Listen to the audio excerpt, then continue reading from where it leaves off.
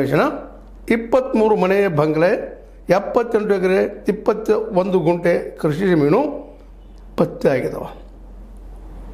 ಇಷ್ಟೆಲ್ಲ ಆದರೂ ಇಷ್ಟೆಲ್ಲ ತುಳುಗಾದರೂ ಸಹಿತ ಸಿಕ್ಕಿದ್ದಾರೆ ಅವ್ರೀಗ. ಇವರು ಶಿಕ್ಷೆ ಆಗ್ತದೆ ಒಂದು ದೊಡ್ಡ ಪ್ರಶ್ನೆ ಆಗಿದೆ. ಇವತ್ತು ಸರ್ಕಾರ ಏನು ಮಾಡ್ತಾ ಇದ್ದೀನಿ ಪ್ರಶ್ನೆ ಮಾಡಬೇಕಾಗಿದೆ. ಸಿದ್ದರಾಮಯ್ಯ ಏನು ಮಾಡ್ತಾ ಇದ್ದೀನಿ ಕೇಳಬೇಕಾಗಿದೆ. ಇವರು ಪಾಪ ಹುಡುಕಿ ಕೊಟ್ಟರು, ತುಳುಗರಿದ್ದಾರಪ್ಪ ಇವ್ರು ಶಿಕ್ಷೆ ಕೊಡಿಸ್ರಿ ಅಂತೇಳಿ. ಆದರೂ ತಪ್ಪಿಸ್ಕೊಳ್ತಾರೆ, ಮ್ಯಾಕ್ಸಿಮಮ್ ಇವರು ತಪ್ಪಿಸ್ಕೊಂಡಿದ್ದಾರೆ, ನಡ್ಕೊಂಡು ಹೋಗಿದ್ದಾರೆ. ಅವ್ರು ಯಾರು ಅಟ್ಲೀಸ್ಟ್ ಜನಕರಿಗೆ ಗೊತ್ತಿರಲಿ, ಜನರು ಕೇಳಿ ಅಂತ ಈ ಸರ್ಕಾರಗಳನ್ನು. ಜನ ಎಲ್ಲಿವರೆಗೆ ಮೌನವಾಗಿರ್ತಾರೋ ಈ ಸರ್ಕಾರಗಳು ಹೇಗಿರಿ. ಎಲೆಕ್ಷನ್ ಬರ್ತದೆ, 500,000 ಕೊಡ್ತಾರೆ, ಆಯ್ಕೆ ಆಗ್ತಾರೆ, ಮತ್ತು ಇಂಥವ್ರು ಬೆಳೆಸ್ತಾರೆ. ಇವರು ನಿಮ್ಮ ದುಡ್ಡು ತೊಗೊಂಡು ಅವ್ರಿಗೆ ಕೊಟ್ಟು ನಮ್ಮನ್ನು ಆಳ್ತಾರೆ.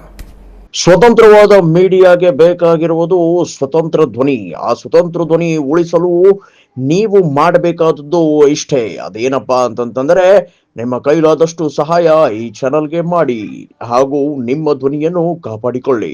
ಸಾರಾಯಿ ಮಾಫಿಯಾದವರು, ಭೂ ಮಾಫಿಯಾದವರು, ಆ ಮಾಫಿಯಾ, ಈ ಮಾಫಿಯಾ, ಆ ಜೋಡಿ ಈ ಅಧಿಕಾರಿ ಮಾಫಿಯಾ, 10 ಮಂದಿ ಬಗ್ಗೆ ಒಂದಿಷ್ಟು ನಿಮ್ಗೆ ಹಾಗೆ ಇನ್ಫಾರ್ಮೇಷನ್ ಕೊಡ್ತೀನಿ.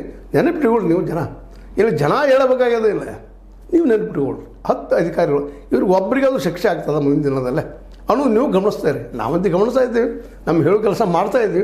ಆದರೂ ಜನ ಅದಕ್ಕೆ ಸ್ಪಂದಿಸಬೇಕಾಗಿದ್ದು ಅವ್ರ ಕರ್ತವ್ಯ. ಯಾಕಂದ್ರೆ ನಮ್ಮ ದುಡ್ಡು ಇರೋದು ನಮ್ಮ ಟ್ಯಾಕ್ಸ, ನಾವು ಟ್ಯಾಕ್ಸ್ ಕಟ್ತೀವಿ.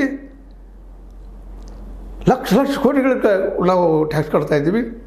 ಸೆಂಟ್ರಲ್ ಗೌರ್ಮೆಂಟ್ 50 ಲಕ್ಷ ಕೋಟಿ ರೂಪಾಯಿ ಟ್ಯಾಕ್ಸ್ ಕೊಡ್ತೀವಿ. ಇಲ್ಲಿ 4-5-6 ಲಕ್ಷ ಕೋಟಿ ರೂಪಾಯಿ ನಾವು ಕಟ್ತಾ ಇದ್ದೀವಿ ಟ್ಯಾಕ್ಸ. 1-2 ಈ ದುಡ್ಡಿನಲ್ಲಿ ಇವರು ಹೊಡಿತಾ ಇದ್ದಾರೆ. ಇವ್ರ ಪೇಮೆಂಟ್ ಸಾಕಷ್ಟು ಅದ. ಇವರೆಲ್ಲ